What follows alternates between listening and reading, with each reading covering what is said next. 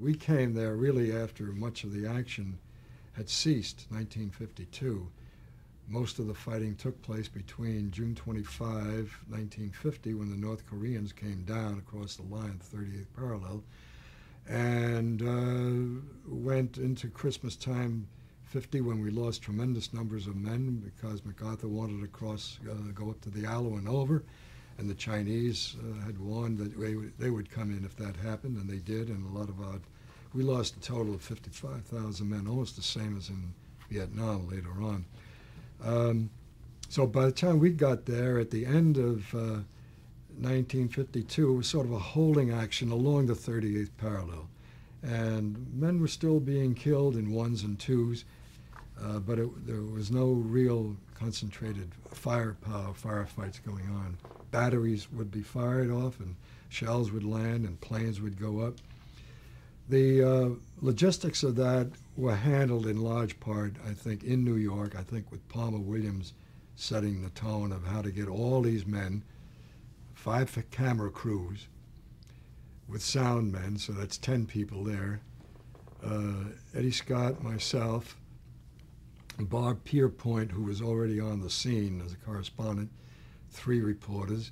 Bill Downs, who was there, 4 reporters. Larry DeSir, good friend of Ed's from London days, it's 5. So that's 5 and 10 is 15. I think close to 20 people.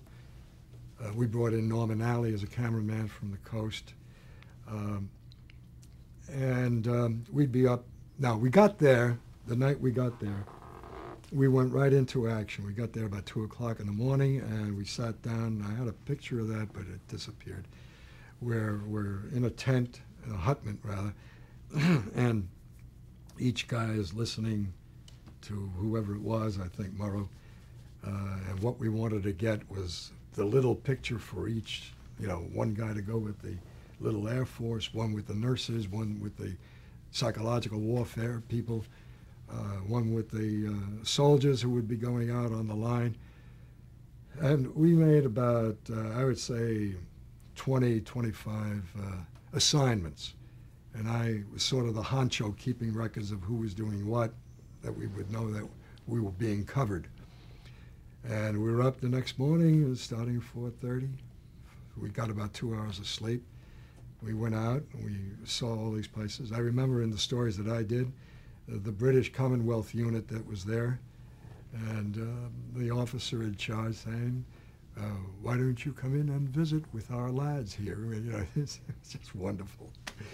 And the French troops and the Turkish troops, I believe, and from all around the world. And we had little sequences with all of them. But some of these lads were on ridges of mountains in sub-zero freezing temperature. I believe, yes, especially the group that would come up to the camera and identify themselves.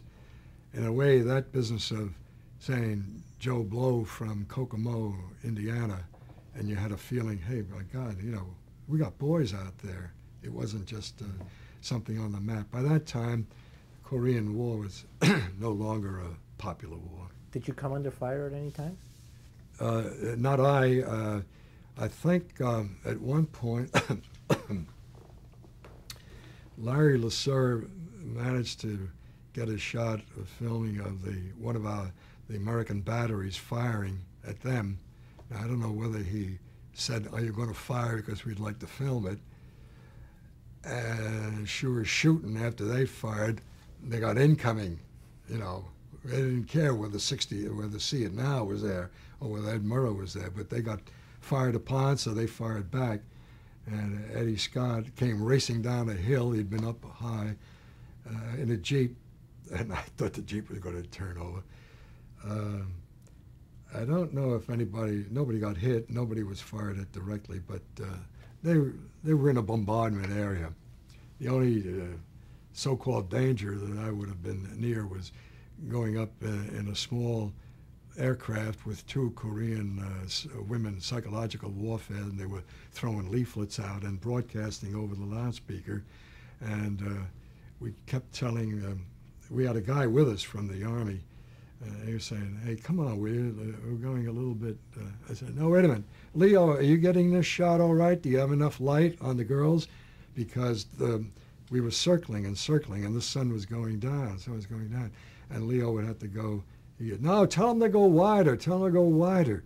And finally, the word came down. It says, "We're not going an inch further. We're already over their lines, and we're in danger of being hit. Now we're getting the hell out of here." I said, "Please be my guest. I don't want. Let's get out of here." So that was the only danger. We were not fired upon.